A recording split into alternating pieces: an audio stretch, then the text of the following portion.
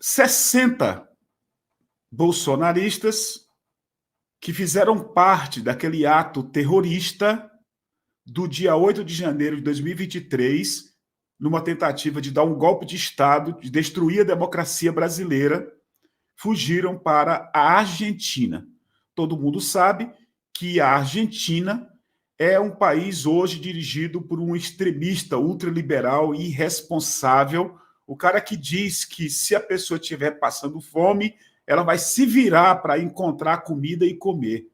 Para você ver, isso foi dito essa semana por ele, né? E as pessoas estão passando fome na Argentina, não é uma, duas, três. São milhares de pessoas passando fome na Argentina. E ele disse também na semana retrasada que quer destruir o Estado. O objetivo dele é destruir a presença do Estado. Isso está aí, é só você pesquisar. Uma coisa absurda, criminosa desse cara. Então a Argentina é dirigida por esse cara. E olha aqui a matéria. Eu estava lendo a matéria lá no Diário do Centro do Mundo. Existem 3 leis que impedem, que dificultam, não impedem, dificultam que esse cara entregue para o Brasil os foragidos da justiça. Tá? Foragidos do 8 de janeiro, os obstáculos para extraditar bolsonaristas que tentam escapar de Moraes. Se você rolar, você vai ver que foi a Malu Gaspar que falou das 60 pessoas, né, lá do jornal o Globo. Ela fala que essas pessoas romperam as tornozeleiras eletrônicas, tá? E vai falando, né, dos desafios para conseguir a extradição dessas pessoas para o Brasil. Existe um tratado de extradição de 68, né, que considera que a infração por delito político ou fato conexo impede a extradição. Tem a lei da Argentina de cooperação internacional de 97 e tem aqui embaixo, deixa eu ver se eu acho aqui, a de 2006, que é o acordo de extradição do Mercosul. Então é complicada essa situação, né, querido companheiro Luiz Portinho. Nós estamos, Luiz, agora nesse momento com quase 900 pessoas aqui no canal, uma coisa assim maravilhosa. Se inscrevam, gente, no canal A Voz Trabalhadora e no canal TV Resistência Contemporânea. Eu repito, professora Neca, muito obrigado pelo super sticker, pela sua presença. Que maravilha, hein, Gilbert? A TV Resistência Contemporânea aí tá que tá, né, Gilbert? Tá que tá, como a gente diz aqui no Sul. Um abraço para todo mundo que está conosco aí, né? Mas, Gilbert, assim, né? Essa questão aí dos fujões, né? Os fujões. Ontem eles quiseram chamar o Pimenta de fujão na Câmara dos Deputados, depois os nossos deputados lá da esquerda disseram que fujão é o Bolsonaro, que foi para os Estados Unidos, né, em dezembro de 22, para não passar a faixa para o Lula, e agora esses... E em dezembro de 22 ele ainda levou uma parte da muamba, tá? Da muamba entre aspas, porque é muamba milionária. Das joias, algumas joias no bolso também, né, Gilbert? E assim, né, Gilbert, esses aí são os verdadeiros fujões, né, Gilbert? Mais de 200 indo para o Paraguai, para a Argentina. E uma coisa que eu vi, Gilbert, tem toda a procedência, é uma fuga articulada, né, Gilbert? Tu não vai ter 200 pessoas fugindo assim. Que coincidência que os 200 fugiram, né? Não, é uma coisa que tem uma articulação por trás, né, Gilbert? Tem uma articulação para fazer o fato político, exatamente, né? Para eles jogarem nas redes deles de que, fugimos, a polícia é incompetente, tem até isso tem por trás, né, Gilbert? E uma questão que eu acho muito importante, Gilbert, é que eu acho que o fato político já está criado, né, Gilbert? São pessoas que destruíram o patrimônio público, foram condenadas judicialmente e estão foragidas, né, Gilbert? Então, do nosso lado, Gilbert, eu acho que a narrativa tá muito bem colocada, muito bem estabelecida, né, Gilbert? E eu acho assim, Gilbert, que essa narrativa a verdade histórica já venceu, né, Gilbert? Não, eu não sei, a gente vive nesse mundo de redes em bolhas, né, Gilbert? Não, a gente nunca sabe o que está circulando na bolha de lá, porque eu não costumo frequentar ambientes bolsonaristas, sabe? Nem virtualmente, nem fisicamente. Assim, eu não frequento ambientes onde prevalece o bolsonarismo, né? Até recebo, assim, às vezes uma visita de um amigo que é bolsonarista, e tu tem aquela discussão, né? Mas então eu não sei o que circula nesses ambientes. Mas eu acho que essa narrativa eles perderam definitivamente, Gilbert. Ontem, na Câmara dos Deputados, os deputados indignados com o Paulo Pimenta porque ele estava combatendo fake news. Então, é uma narrativa perdida. Eu acho, eu tenho dito muito aqui, Gilbert, no programa, em outros espaços que eu frequento, que essa narrativa ela é muito eficaz para a eleição de parlamentares, que é uma eleição diferente. Tu tem que fazer ali um discurso bem focado, bem dirigido, né? Esse discurso fascista, ele funciona bem para eleições parlamentares. Mas para eleições majoritárias, Gilbert, para governador, para prefeito, para presidente da República, só essa narrativa não funciona, Gilbert. Ela precisa vir acompanhada da materialidade, entendeu? Então, e agora, Gilbert, em outubro nós vamos ter um teste interessante aí para a gente ver na prática eleitoral como é que essas narrativas estão funcionando, né? Aqui no Rio Grande do Sul, especialmente, acho que a gente vai ter um laboratório muito interessante aí para quem gosta da política, para quem é cientista político, mais ainda, né, Gilbert? Que é ver aqui nas eleições para a prefeitura e vereança como funcionarão esses dois discursos, né? E essa prática, né, Gil? Mais do que os dois discursos, a prática. Como funcionarão os programas que o Lula está trazendo aqui para o Rio Grande do Sul, investimentos, programas, toda a reconstrução planejada pelo governo Lula e já em execução, como isso funcionará nas eleições para a prefeitura e como esse discurso, essa narrativa paralela bolsonarista também funcionará, né? Eu acho que a gente vai ter aí um campo bem interessante da gente observar, né? E só para fechar, Gilbert, dos foragidos ali, acho muito importante que a gente aí do campo progressista coloque essa questão na pauta, né? Traga o comportamento do governo da Argentina, já dando declarações aí de que não vai fazer muita força para diplomaticamente resolver essa questão, que é um incidente diplomático, né, Gilberto? Sem dúvida alguma. Então, assim, a gente tem colocado isso aí, eu acho muito importante que do campo progressista a gente faça essa repercussão, mas especialmente focando neste ponto, né, Gilberto? Nesse ponto de sempre não assim por uma simples perseguição penal, querendo que os 200 sejam caçados e voltem para a prisão, mas mais focado exatamente neste ponto de demonstrar para a população, para o nosso campo especialmente, de que está consolidado esse cenário, que são foragidos, que são pessoas que eram delinquentes. Então, independente deles estarem ou não da Argentina, está posto o cenário, são foragidos, né, Gilbert? Não é o fato deles não serem extraditados que vai mudar a situação deles, né, Gilbert?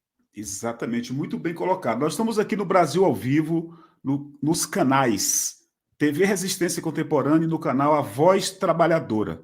Até o título do canal, o nome do canal, A Voz Trabalhadora, tem um cara aqui questionando. Daqui a pouco o Luiz vai explicar, né, que eu acho que é bom. Quero abraçar aqui a Fran, Maria Noemi, Vera Lúcia, o Kleber Paulo, J. Carlos Araújo, o Trebor e a nossa querida Cristiane Correia Rezende. Eu espero que ela esteja aqui, porque eu vou ler 2 ótimos comentários dela. Primeiro, Milei quer acabar com o Estado para os pobres e fazer com que a população pague impostos para sustentar as elites econômicas à custa do povo argentino. Está aqui algo colocado, na minha opinião, de forma brilhante pela Cristiane. Aqui embaixo eu marquei também essa companheira, né? Já que vou falar com o Sérgio Casimiro, com a Sueli Vasconcelos, a Davalnete Cerqueira, lá de Feira de Santana, Bahia. E aqui ela escreveu: pouco antes da fuga em massa dos golpistas para a Argentina, esteve lá Eduardo Bozzo e outros deputados da extrema-direita. Não estariam preparando a recepção e estadia dos golpistas por lá? Isso foi ventilado na imprensa, pelo menos nos sites progressistas de esquerda que a gente acompanha para gravar vídeo, né, para fazer esses programas ao vivo, tá certo, Cristiane? Isso eu li, tá? Porque dias antes o Eduardo Bolsonaro realmente estava lá. José Domingos de Souza, o Paulo Falcão está aqui, a Regina Fazioli, a Eva Donda, a Josineide Luna, DJ Shelter, Robert, a professora Neca, muito lúcida análise. Muito obrigado, elogiando aí a nosso querido companheiro Luiz Portinho. A Maria Dias está aqui, tá vendo? Obrigado, Maria Dias. Nossa querida Neida Santos, que mandou uma carta linda, escreveu uma carta linda para o Lula, 1989. Ver se eu coloco ela aqui hoje para ler novamente, porque é linda, gente.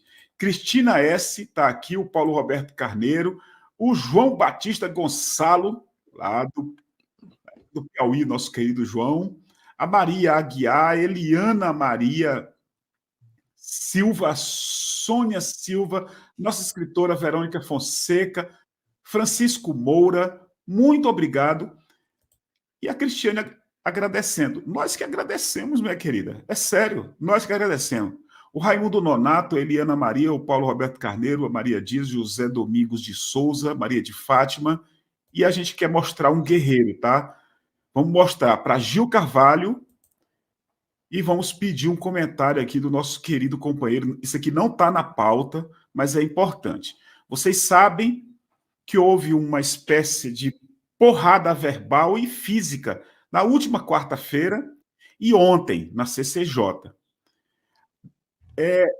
As pessoas, a imprensa, muita gente, criticou, eu critiquei o Arthur Lira. Eu falei, é o Arthur Lira que está por trás disso, é ele que está insuflando, ele, o Eduardo Bolsonaro, o Bolsonaro. Aí o Arthur Lira teve uma brilhante ideia. Uma brilhante ideia. Olha a ideia. A mesa diretora vai punir com uma espécie de afastamento temporário de um deputado. Cara, eles querem pegar com isso a esquerda. Então, a Sâmia resolveu falar no plenário sobre isso. A Câmara acaba de aprovar a urgência do PRC 3224, medida absurdamente autoritária que permitirá ao presidente da Casa afastar sumariamente deputados antes mesmo da tramitação do Conselho de Ética. É o AI-5 do Lira? O pessoal orienta não, presidente. Primeiro porque se parte da premissa de que há dois lados de uma mesma moeda, que leva a situações absurdas aqui no plenário. Nós não podemos concordar com isso, porque sabemos que é parte da prática política do fascismo da extrema-direita, historicamente, em todo o mundo, levar para situações de violência, de tumulto, que quem mais tem dificuldade de sobreviver num contexto como esse são mulheres, são LGBT, são as negras e os negros, e, portanto, não é admissível essa premissa. Segundo, que o remédio que se quer dar para uma situação de dificuldade é centralizar poderes nas mãos do presidente. Aí não falo só de Vossa Excelência, mas para os futuros também. Isso pode, inclusive, mudar a correlação de forças no plenário, de acordo com uma matéria que for polêmica, que quer se retirar um desafeto político, quer alterar o voto. Isso não tem o menor cabimento. Não dá para, tentando ou fingindo tentar resolver o problema político, aumentar e centralizar o poder do presidente da Câmara. Você viu isso, não viu, Luiz? Olha, Gilbert, eu tinha visto, sim, é bem absurdo, realmente, né? Porque tu já tem as normatividades prevendo o Congresso, o Senado e a Câmara dos Deputados têm as suas comissões de ética exatamente para tratar dessas questões, né, Gilbert? E quando tu fala que o Arthur Lira está por trás de tudo isso, com certeza, Gilbert, com certeza. O Arthur Lira, ele politicamente, ele é muito habilidoso, né, Gilbert? A gente precisa reconhecer isso aqui, sabe? Não é porque a gente tem divergência porque a gente não goste de uma figura política, que a gente não vai reconhecer os méritos de ação dela. Isso aí a gente precisa reconhecer para saber combater bem, né, Gilbert? O Arthur Lira, ele manobra com muita habilidade, Gilbert. Todo este clima que a gente está vivendo no nosso parlamento, que chegou num ponto, assim, máximo, né, com a internação da Erundina saindo de uma sessão da Câmara dos Deputados, numa ambulância, indo direto para uma UTI, tamanho desgaste, né? Ontem eu vi a Fernanda Melchiona, Gilbert, grávida, discutindo com aquele delegado peruca, e ele propositalmente irritando ela de forma proposital, nitidamente, sem nenhum conteúdo de ideias, Gilbert, né? O assassino de 30 pessoas, né, que ele mesmo falou, se vangloriando. Exato. Uma pessoa que tem esse tipo de atitude, né, que tu nunca viu sair da boca deste deputado alguma ideia para debate, né, Gil? Debate de ideias. Ontem o Lindbergh falou nessa nefasta sessão lá das fake news na Câmara com Paulo Pimenta. O Lindbergh falou que tem saudade dos tempos do PSDB, Gilbert. Olha o ponto que a gente chegou, né? Saudade do tempo que a gente tinha um debate de ideias, encarnecido, duro, mas de ideias, né, Gilbert? Porque hoje em dia, definitivamente, Gilbert, na Câmara dos Deputados e no Senado, tu não consegue mais assistir uma sessão que não tenha baixaria, que não tenha gritaria, que não tenha o dedo na cara, né, Gilbert? Que não tenha um deputado desses da base bolsonarista levantando e partindo para peitar as pessoas, para agredir fisicamente as pessoas, né? Então é isso que se tornou, e o Arthur Lira com certeza está por trás disso, Gilbert. Está por trás disso. E assim, ó, Gilbert, eu vou mais além. Não está por trás só porque ele não toma uma atitude. Está por trás porque eu tenho certeza que foi dado sinal verde para essa turma agir dessa forma. Senão eles não estariam agindo dessa forma. Muito bem colocado. E o que está acontecendo é um fenômeno político muito importante para a esquerda acompanhar. Ao mesmo tempo que é mundial, a esquerda está puxando o centro. A esquerda não, desculpa. A extrema-direita está puxando o centro para ela, como pode estar acontecendo na Europa, principalmente na França. Isso está acontecendo aqui numa explicação genial do Jefferson Miola, lá no TV 247. Dentro das votações do Congresso, Câmara e Senado, todas as vezes que as pautas são econômicas, o Centrão sai de perto da extrema-direita, se junta aos aliados do Lula e consegue aprovar com 300 e poucos votos, contra 100 e pouco. Quando a pauta é pauta de costumes, o Centrão se afasta do grupo da esquerda, se aproxima da extrema-direita e vota contra o governo. É interessante o que o Jefferson Miola colocou. E essa movimentação política dentro do Congresso precisa ser enxergada vista de forma muito, muito, muito forte pelos democratas, pela justiça brasileira, principalmente pelo povo brasileiro, pela classe trabalhadora.